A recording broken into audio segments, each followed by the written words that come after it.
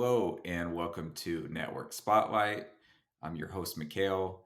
On today's show, I will be talking to Eitan of Kima, which is a protocol that provides an open infrastructure and building blocks for cross chain applications. Eitan describes himself as modest, curious, always a learner. He's a founder, he's an advisor, and we had a great conversation about many different aspects of what's happening with blockchain technology. Please subscribe to the channel, support the show, and enjoy.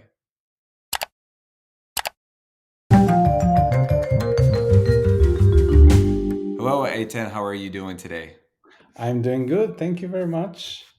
Thank you for making some time to talk to me. It's a real pleasure to finally connect. I know we had some time zone issues, but I'm very happy to see that we were able to finally connect and talk about a few things that you've been working on. And one of those things is Kima Finance. So for those that don't know, what is Kima Finance? Kima is basically a settlement layer.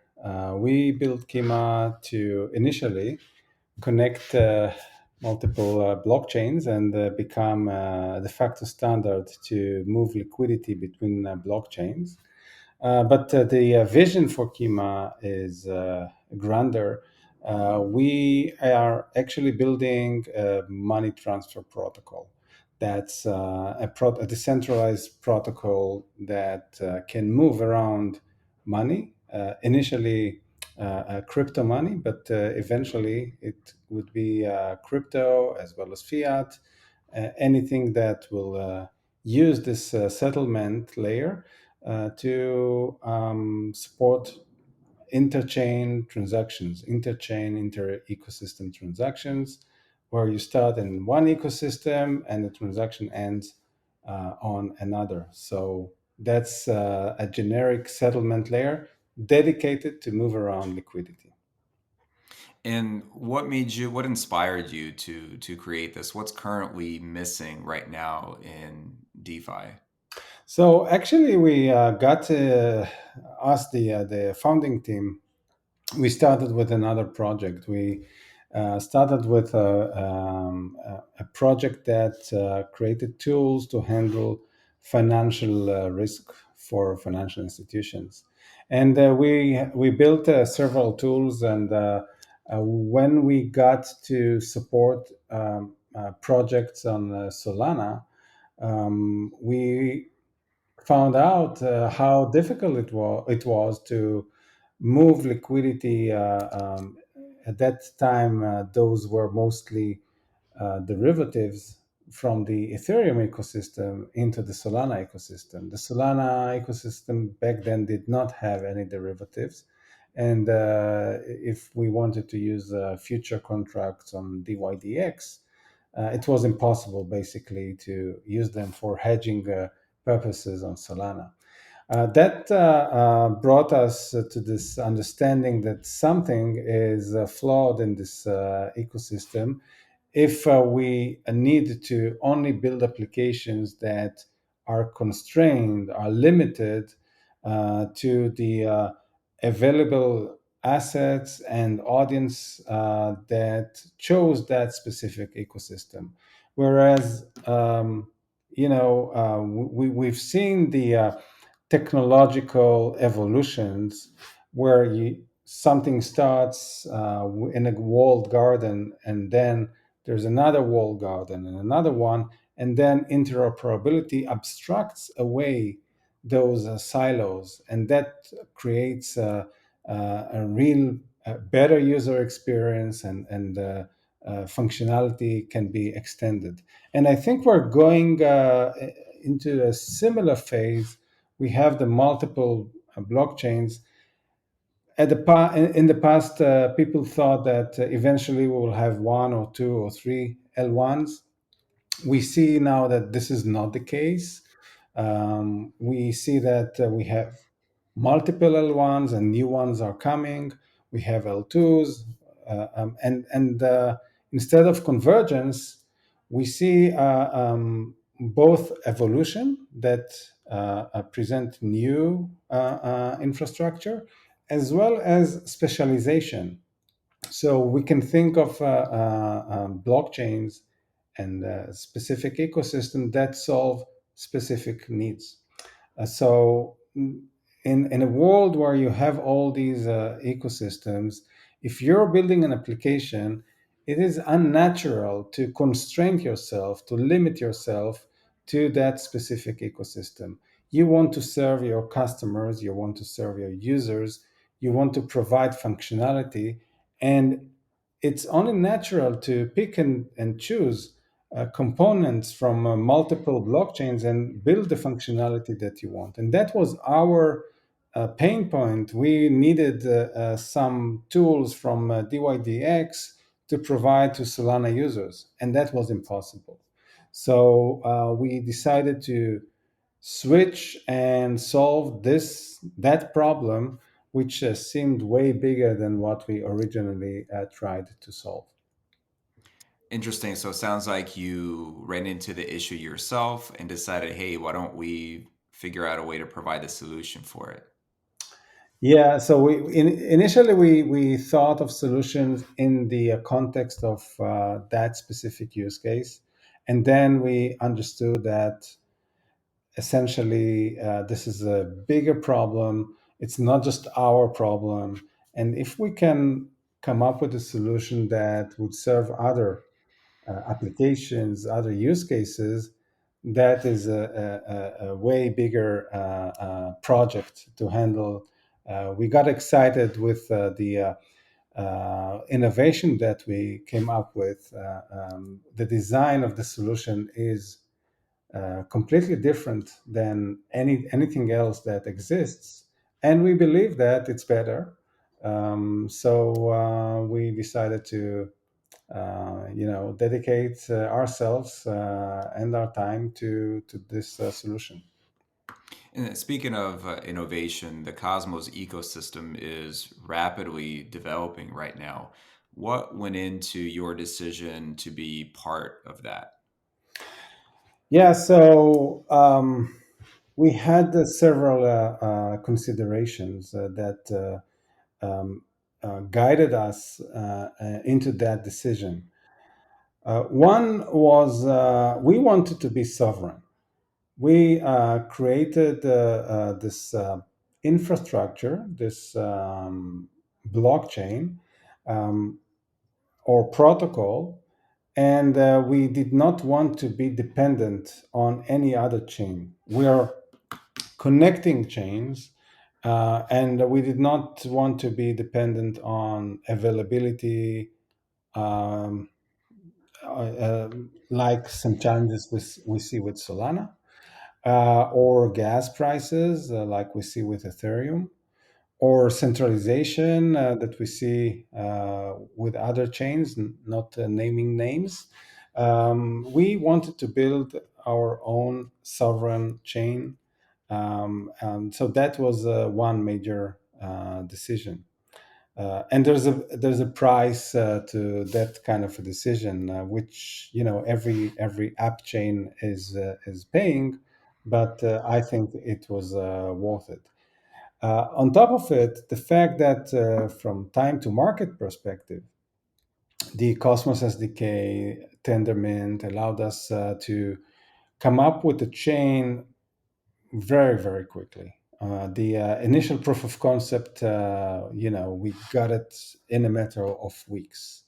We had all these tools, that toolkit that is available in the Cosmos ecosystem, really accelerated the time to market and allowed us to focus on the specific things that we want to build and get for free, quote unquote, the generic parts. And that is something that the Cosmos SDK is very good at. Have you, when you were looking at your options, did you also look at the Polkadot SDK? I know that there's a lot of comparison between the two. Yes, we did. And I think that the Polkadot ecosystem is great. Is fantastic. And we thought that for our needs, especially regarding the independence, the sovereignty, uh, the Cosmos SDK had a better solution for our needs. If you look at the way the parachains are built, so there is dependency in the community, right? There's voting, and I can definitely understand why it's a good thing for some cases. In our case, it was something that was um, not optimal, suboptimal, and we thought that the Cosmos SDK and the Tendermint or Ignite give us a better solution for our specific needs. Now, with so many different chains, and you're connecting all of these chains together, and with all of this interoperability, I know security becomes a top of priority, so to speak. What are some of the measures that you and your team have taken to ensure the security of Kima? Yeah, so we say safety first. That's really the first thing that our solution tackles. Um, so we when we we analyzed the hacks that took place, and unfortunately still taking place almost on a weekly basis. We wanted to see, okay, what's the common denominator? Where are the vulnerabilities that hackers exploit when they attack these solutions? So we see some commonalities. We see the liquidity pools and the vaults that lock the assets while you mint a synthetic representation. And the common denominator there is the fact that these honeypots are managed by smart contracts.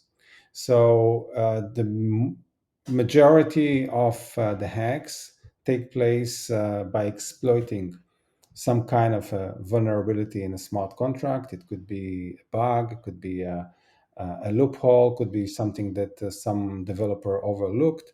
And so hackers, they hack into the vaults, which lock the original token, and they drain them, or they manage to hack into the smart contracts on the other side, where they mint the synthetic tokens.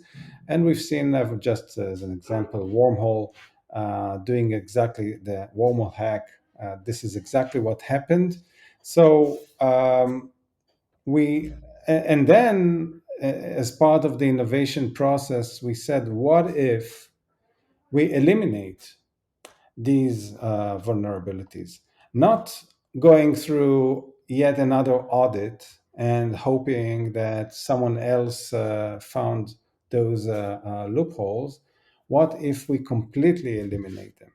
What if we manage to air gap the assets from the potential hackers?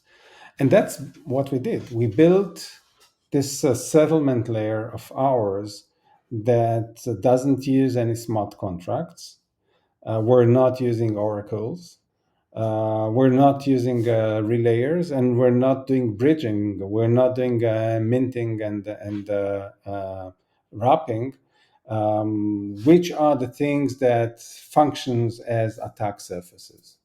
So by eliminating them, that's the best protection, right? Nobody can hack a smart contract if there is no smart contract. So that was the major guideline. Let's build a solution that uh, eliminates most, if not all, the known attack vectors. I'm not saying that there are no other vectors, but at least the ones we know that are vulnerable, let's not use them. You mentioned a few very common vulnerabilities, the bridging, the smart contracts. In terms of the bridging, 'cause that seems to be a big focal point for a lot of hackers. What what's the issue there? Is it the lack of nodes that are on these bridges, or what exactly do you think is the main issue and concern? Yeah, so there's more than one. Again, if there's a bug in a smart contract, and we've seen a variety of problems with the smart contracts that allowed hackers to hack into these solutions. So bugs, natural bugs that people do. Sometimes it's just developers that are not using the best practices that are needed, and they forget things, um, sometimes that those are things that are simply overlooked. Um, and the thing is that if a human being writes code, and I've been a programmer for many years myself at the beginning of my career, um, and it's very difficult to say that, well, once you deploy code, it's very difficult to say that it's completely safe. This is why we go through multiple audits, because multiple people may see different things and find vulnerabilities. But what if you went through 5 audits? There's still a chance that all 5 audits overlooked some kind of a loophole, some kind of a bug, some kind of a problem. So it's when you manage billions of dollars, when the smart contract manages billions of dollars, uh, it's a risk. It's a risk that everyone should remember. Maybe the more people audit, the lower the risk level is, but the risk is still there. And this is why we thought that. What if there's a way to reduce that risk, the smart contract risk, into zero by eliminating it? You mentioned that you've been doing this for quite some time. What's your journey been like? How did you get started in crypto? Oh, my journey. Yeah. So let me take you back. Wow, it's almost 10 years now. Back to 2013. I Back then I worked for a big corporate, Hewlett Packard. I was a product manager there, managing a large platform.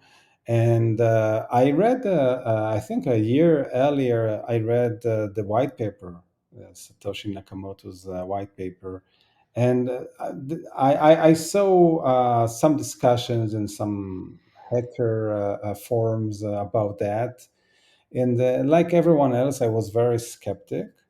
But then I read the white paper, and I had back then I also spoke a lot about innovation, about evolution of software, and I had this theory of a combination of I called it the PET theory.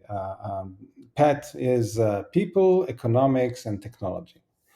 And I came up with this theory that in order to really be um, disruptive and have a moonshot technology, you must have all 3 elements. Combine the social aspect, the economic aspect, and the technology. And then I read this white paper and I said, wow, this is exactly that, right? So he's talking about technology, but he's talking about psychology and definitely economy. And this is something interesting. And then I kept doing my daily job. And all of a sudden, Bitcoin shot up to $1,000 in 2013. That was the 2013 bull run. and everyone started talking about Bitcoin. The media started talking about this thing that all of a sudden it went up hundreds or 1,000%. And that really sparked my imagination again. Not so much the economic, the financial, speculative part, but again, what if there is adoption to that? What if people will actually start using it? So I started using it. I opened a Coinbase account. I moved a few dollars, $100 from a bank account. I bought some fractions of a Bitcoin. It went up to 1,000 and came down to 200. But still, I bought some fractions. I wasn't smart enough to really load, but I wanted to understand what's the user experience like. How does it feel to own Bitcoin, buy it, sell it, and what can I do with it other than just holding it? And then I saw that, like many technologies at the beginning, it really sucks. It's difficult. I considered myself tech savvy, and it was very difficult for me. Not to mention the fact that the wallet on the phone was vulnerable to not to hacks, but the phone can be lost and dropped into the toilet, or and my Bitcoin is there, my assets, my wealth, quote unquote, my $100 of worth of Bitcoin are there, and if I lose my phone, I lost my Bitcoin. And that really didn't sound right, and the user experience was very difficult. So one of my friends, he's a cryptographer. I showed him this thing, and he read about it himself. And along with a third person, we created a Bitcoin wallet, and I wanted it to be two things. One, to be user friendly. So it's clear what you have to do. You have buy, you have sell, you send it, you receive it, and that's it. So we created a that simple wallet, and it was very clear what you need to do. The second thing was the ability to back up your private keys on an external device and be able to restore them. So if you lose your phone, you still have a way to restore your private key. In fact, I think we were the first or among the first hardware wallets that ever existed. And that was really fascinating. We used the wallet. It was featured on Bitcoin Magazine, on CoinDesk back in 2014 when the Apple Watch came out. So we enabled the backup of the key on an Apple Watch, and it was a very elegant solution. It was an open source project. We did it for the community. It wasn't a startup, but it was a really fascinating journey. And since then, really, I fell into the rabbit hole, and I advised other startups, and then I had my own startup doing liquidity aggregation back in 2017-18. And having said all that, Kima is by far my most ambitious project that I ever had. So, how did you go? That's a very interesting story, by the way. It also sounds like you were, although from an investment standpoint, you were interested, but you were very interested to understand the utility of the technology, which that's you putting on your technology hat. Yeah. So, how did you go from Bitcoin, which is a store of value these days, to okay, I'd like to also study these other chains that have other use cases. Yeah. So I in 2017-18, I started another startup that handled the liquidity across multiple centralized exchanges. and that bull market made everyone interested in all those coins, in the altcoins, and what do they stand for.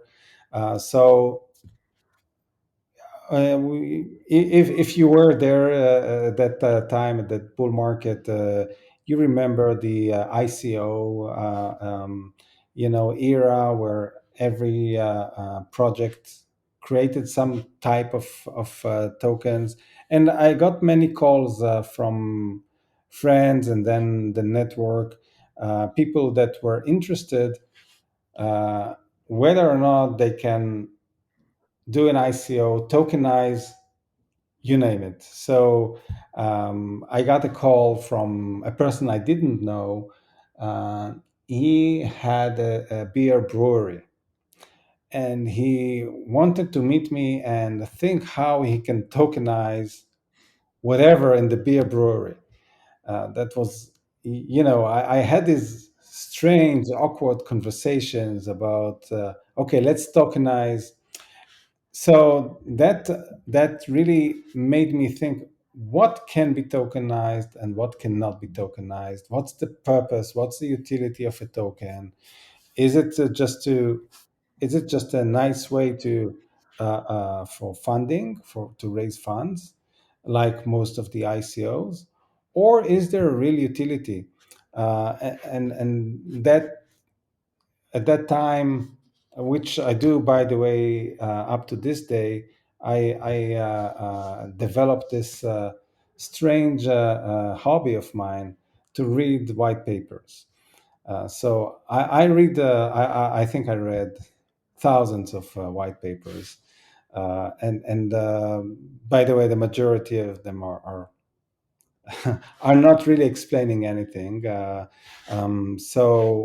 But it really made me think about tokenization, the purpose of tokenization, what's the real utility, and what uh, what new business models can be created with tokens.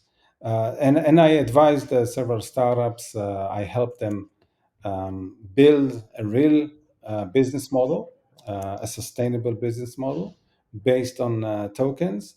Um, and this is how I look at things today. I try to look at things from the lens of the business model, how sustainable it is. And when I say tokenomics, this is what I look at, this organism that where money should flow in and out, value should flow in and out, value should get accrued in the tokens. So this is how I look at this world. And yeah, it's not easy it's a science, or a discipline that is still evolving, and I see great innovation and many copycats that are not really do not are not really worthwhile to even pursue.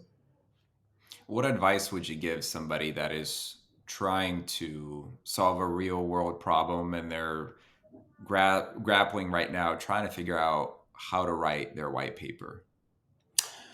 Um, yeah, so um, the so there are multiple things. The first thing is try to explain things like explain like I'm five. So you must have this explanation of what's going on, what are you trying to do, um, and I must admit sometimes I read papers, um, and I feel stupid. I feel that I don't understand it. And then people fill it up with mathematical equations, um, and I cannot follow it. So I, if I'm in this space for quite a few years, I would expect to be able to understand the purpose and the basics, the fundamental economics of a project. And if I don't understand it, yeah, maybe I'm not, in a level of intelligence that can grasp the core of things, but probably this is not a good white paper. So I would say that the white paper really needs to understand explain, sorry, the core, so everyone can understand it. Uh, that's one thing. The other thing is I don't like white papers that are monolithic, that show you one way and one way only. I like white papers that show me alternatives. We did it in our white paper. We show alternative solutions.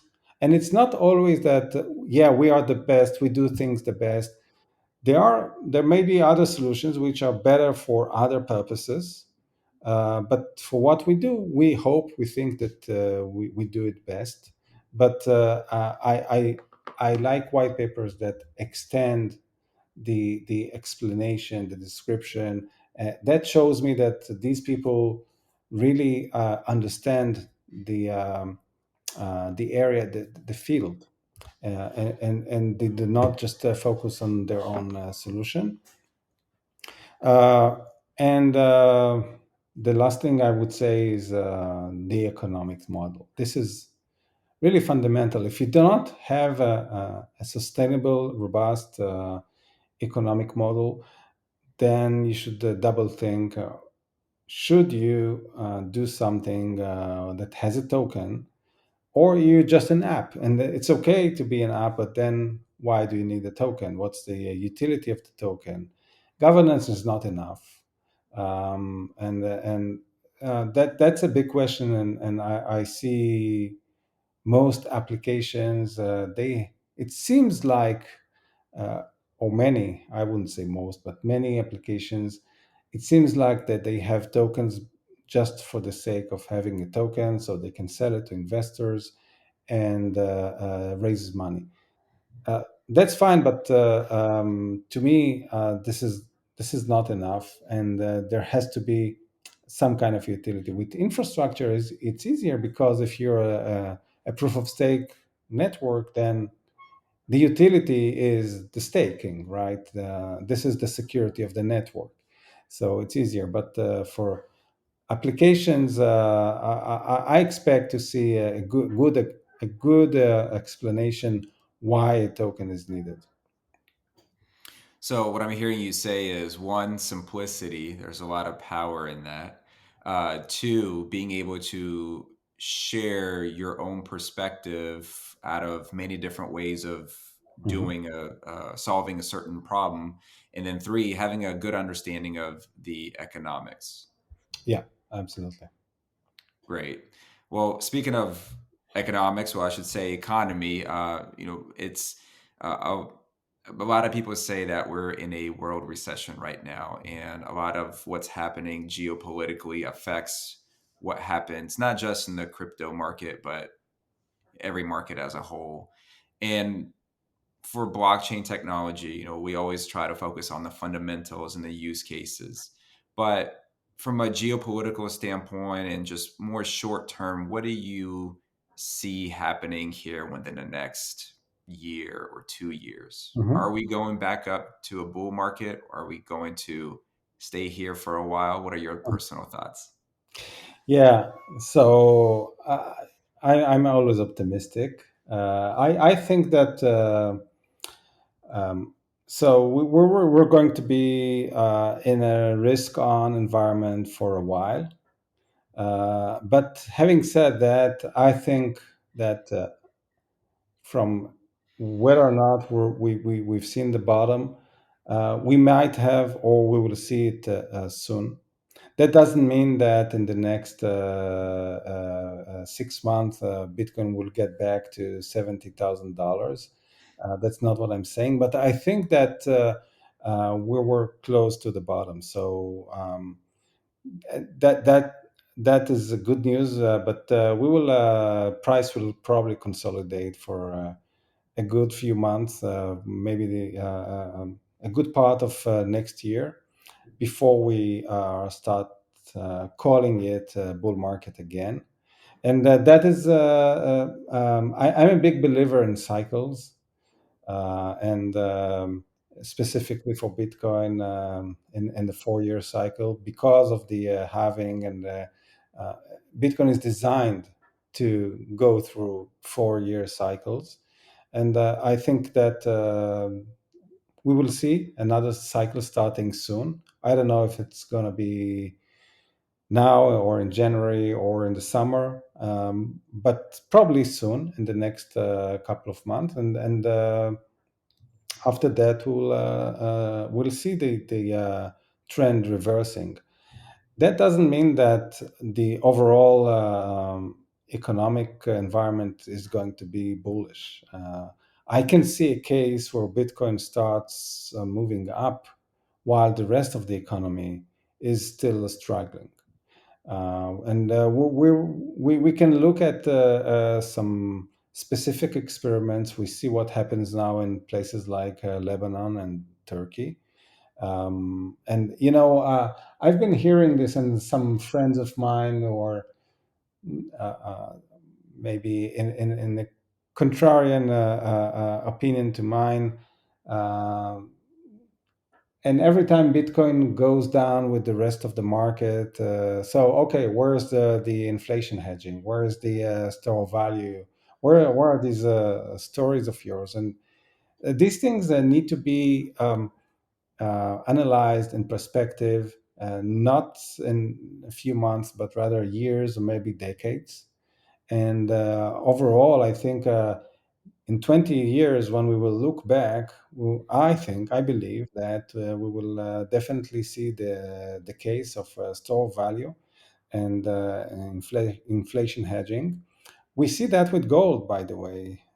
Gold hasn't performed very well in the past few months, but I believe that gold is like Bitcoin, is going to move up because of the long-term impact of the events that we've seen in the past 2 years, and we still see with wars and the energy crisis and the climate crisis and all these mega trends that we're going through.